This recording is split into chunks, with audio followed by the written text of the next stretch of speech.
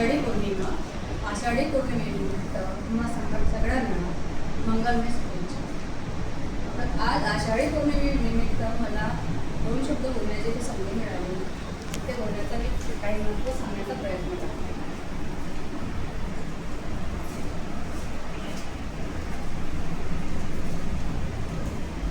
खरं तर बुद्ध धर्मात सगळ्याच पौर्णिमा महत्त्वाच्याच आहेत. सगळ्या 12ही पौर्णिमा काही ना काहीतरी प्रत्येक पौर्णिमेला घडले. तर आज आषाढी पौर्णिमा ही गुरुपौर्णिमा की धम्मचक्र प्रवर्तन, नेमकं काय आहे आणि काय कसं आहे ते सांगण्याचा मी प्रयत्न करतो. 2600 वर्षापूर्वी तथागत गौतम बुद्धांना सम्यक बोधगया येथे सम्यक समृद्धी प्राप्त झाली. दुःखाचे कारण आणि दुःख मुक्तीचा मार्ग शोधून ते भगवान बुद्ध झाले.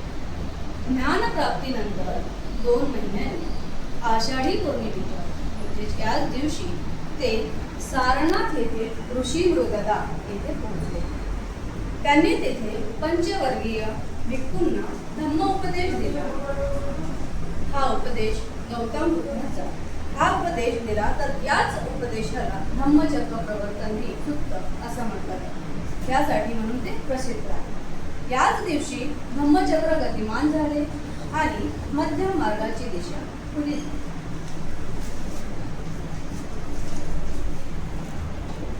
तथागत म्हणतात, चरक भिक्कवे चारिक, बहुजन हिताय बहुजन सुखाय. अनेकांच्या सुखासाठी आणि जगावर करुणा ठेवून सर्व दिशांना धम्माचा प्रसार करावा.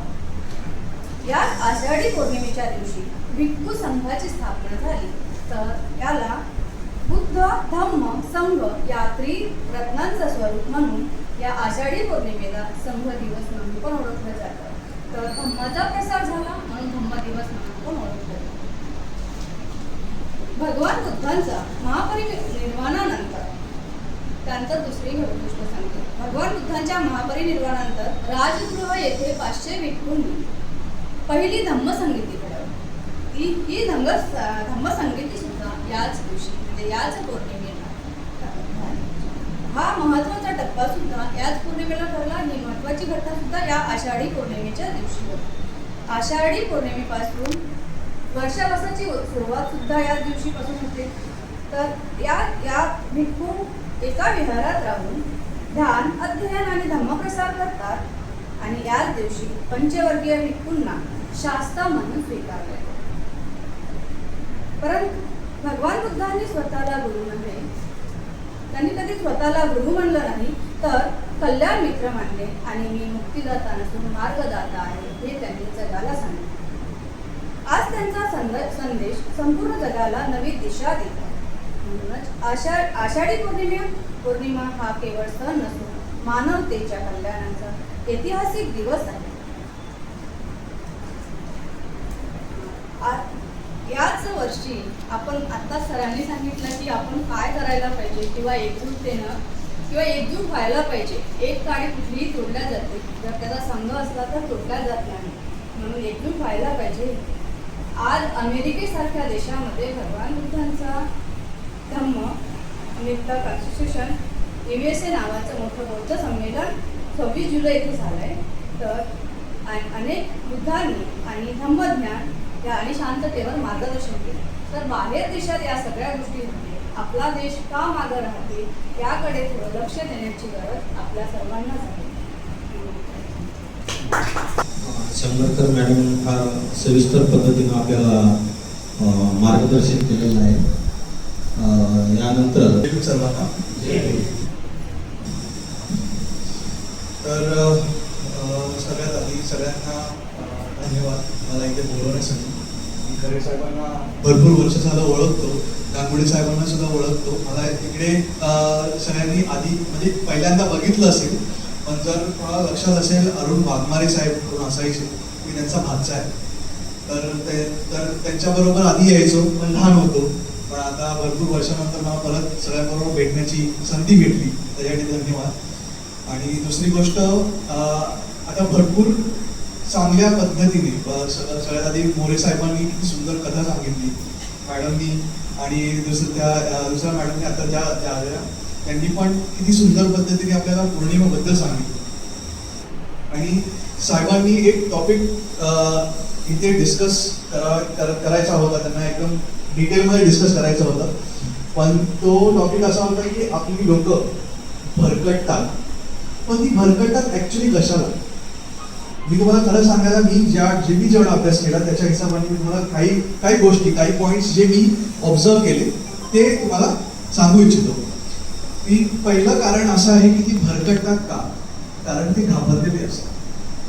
का घाबरलेले असतात की कारण कधी कधी असं होतं की त्यांच्या मुलाची नोकरी कुठे लागत नाही, किंवा त्यांच्या कुठल्या तरी म्हणजे वडील जे असतात ते आजारी आहेत आणि त्यांना कुठल्याही पद्धतीचं औषध त्यांना मदत करत नाही.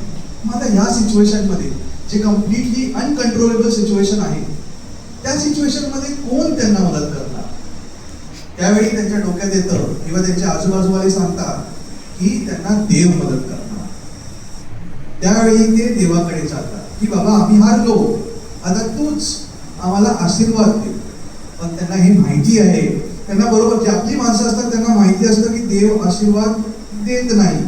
म्हणजे ते देव ते जे मानतात की अवतारित देव आहेत ते आशीर्वाद देत नाही, पण ते भरकटतात, ते घाबरलेले असतात. ही सगळ्यात मोठं कारण आहे की जी माणसं दुसरीकडे जातात. आणि दुसरं म्हणजे आपण ह्याच महिन्यात सारनाथ हे स्तूप युनेस्कोमध्ये त्याचं प्रचलन झालेलं आहे. त्याच्यासाठी तुम्हाला सर्वांना अभिनंदन करतो. दुसरी गोष्ट म्हणजे दिल्लीसारख्या स्टेटमध्ये ज्या दिल्लीसारख्या स्टेटमध्ये आपल्याला असं वाटत होतं की डिक्टेटरशिप आहे मोदी गव्हर्नमेंटमुळे, त्या डिक्टेटरशिपमध्ये अभिजित दिपके ह्या नावाच्या स्टुडंटनी जय भीमचा नारा तिथे चांगला गाजवलेला आहे. त्या डिक्टेटरशिपमध्ये एवढी चांगली डेंट मारणं ज्याला बोलतो, त्या एका प्रोटेस्टमुळे ते घडलं, पॉसिबल झालं. त्या प्रोटेस्ट बाबतीत सांगायला गेलं की एवढ्या सुंदर केस लॉज निघतात की एक असा प्रोटेस्ट जो व्हायलेंट झाला, पण तो व्हायलेंट स्टुडंट्समुळे नाही झाला, पोलिसांकडून झाला. म्हणजे स्टार्ट टू एंड जर तो बघायला गेला, प्रोटेस्ट किती सुंदर पद्धतीने आणि किती पीसफुली ते स्टुडंट्स घेत होते. तर हे खरंच आपल्याला शिकण्यासारखं आहे. आणि काही लोकांना, जे दिल्लीमध्ये राहणाऱ्या लोकांना असं वाटत होतं की काय कॉन्स्टिट्यूशन, काय राईट्स, ते आपल्याला माहिती होतं. पण त्या अभिजित दिपके आणि त्याच्या टीममुळे त्यांना माहिती पडलं बॉस ते राईट्स असतात, डेमोक्रेसी ही आहे. आपल्या सर्वांचे राईट ज्यावेळी इन्फ्रिंज होतात त्यावेळी लॉ आहे जो त्यांच्यासाठी मदत करू शकतो. बस एवढं सांगू इच्छितो. आणि साहेबांना एकच विनंती, आपण जे भरकटतो किंवा आपण जे इकडे तिकडे गेलेलो आहे त्याला तोडण्याचं कारण एकच आहे. एक आहे की आपलं नॉलेज, जे सायन्स बद्दल आपलं नॉलेज आहे ते वाढवणं, आपली भीती कमी करणं. आपल्याला लोकांना सांगायला लागेल की बाबांनो, कुठलाही देव तुमच्या आजारी बापाला ठीक करू शकत नाही. तुम्हाला नुसता जो ठीक करू शकतो ते नुसतं मेडिसिनच आहे. आता मी तुम्हाला खरं सांगायला गेलं तर सद्गुरूचे प्रवचन भरपूर ऐकत होतो. पण असं एकदा झालेलं की सद्गुरू पण ऍडमिट झाले. मग आता जर तुम्ही एवढे सिद्धी आहात, तुम्हाला कशाला ऍडमिट व्हायचं? तुम्हाला तर नुसता आशीर्वाद पाहिजे. पण तेच हे क्लिअर करणं फार गरजेचं आहे.